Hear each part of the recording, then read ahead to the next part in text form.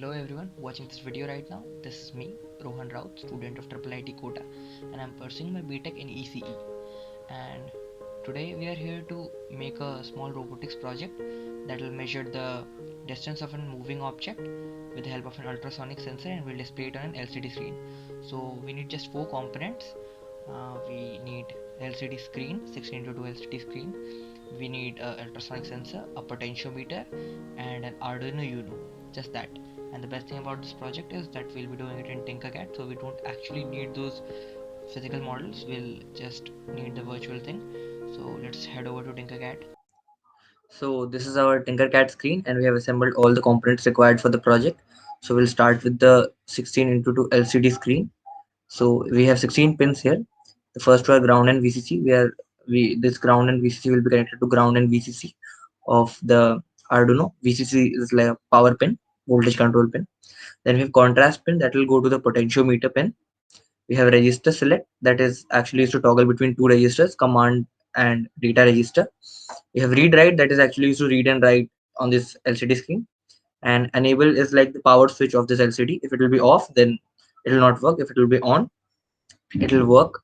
And then we have 8 DB pins here. We'll only need 4 of them from DB4 to DB7.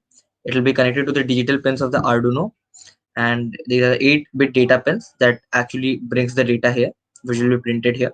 Then we have LED anode and cathode. It will be connected to the positive and negative terminals of the breadboard that will be connected to the Arduino. Arduino, here we will only see what we'll require in our project. So these are the digital pin holes, and we'll need only few of them.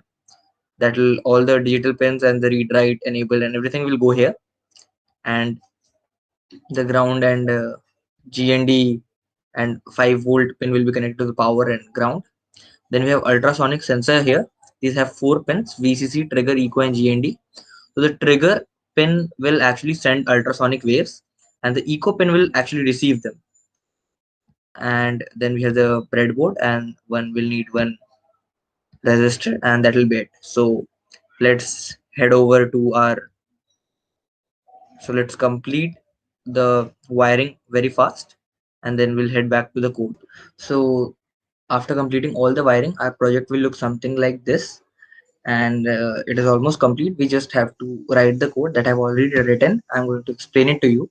So the code contains 3 parts. First is the this part. It's called the defining part. We'll be defining all the libraries and pins we are going to need.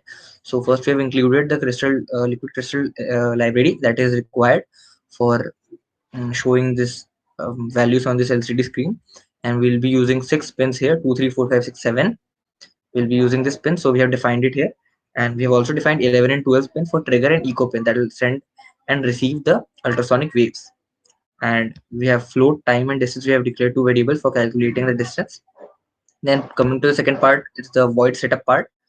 We'll actually just tell the Arduino that which pins are the input and the output pins and what are the components you are going to use. So we have written lcd.begin. This actually begins the working of this LCD screen right here, and pin mode is the command that actually takes 2 arguments. The first argument will be the which pin it is going to use, and the second argument will tell we are using it as an input or output pin. That's it.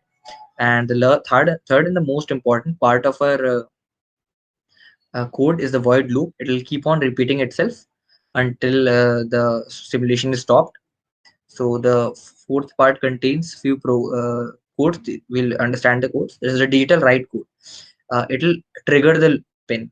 So first 2 microseconds, delay microseconds is the code for delaying it. For 2 microseconds, it is on low. The trigger pin that will actually send the waves, it's on low, so it won't send anything for 2 microseconds. And then again, it's on high for 10 microseconds. It will send, it will generate and send a pulse, and then again it will be low for 2 microseconds, and this will continue like this will continue happening. So it will actually generate a pulse like this, and then we have pulse in command that helps us to receive. The echo pin is used that will receive, and it will always be on high. So it will always be on high, so it will keep on receiving the pulse uh, after the pulse actually encounters an obstacle, and since it records the time, so it is stored in this time variable. And then we'll calculate distance using simple formula: time into speed of sound divided by 2, since it actually measures the distance by when when the sound goes and comes back, so it is into 2, so we'll divide by 2. And then for after completing all these calculations, we'll head over to this LCD screen. We'll first set the cursor. This command is used to set the cursor on 0 comma 0, that's row 1 column 1. And then we'll print this line at distance in centimeter. It is in double quotes as in C program and stuff like that. We'll see this. And then LCD dot set cursor, we'll set it on row second row first column, and we'll print distance we have seen here. It'll actually just print the distance that we have calculated. And so that's it, that is the code, nothing, not a big deal. And we'll just start the simulation and see what's happening. Click on start simulation, and as you can see on this LCD screen, we have the distance in centimeter. And as we move the ultrasonic sensor front and back, you can see the distance keeps on changing. In practical, in when we do it practically, when we bring anything in near the ultrasonic sensor, the distance changes. Similarly, when we are moving this ball right here, the distance keeps on changing. As you can see, when we come closer, it becomes small, and when we go farther, it. So this was a small project that we completed in less than 7 minutes, and I hope you all had a great time. Thank you and have a wonderful day.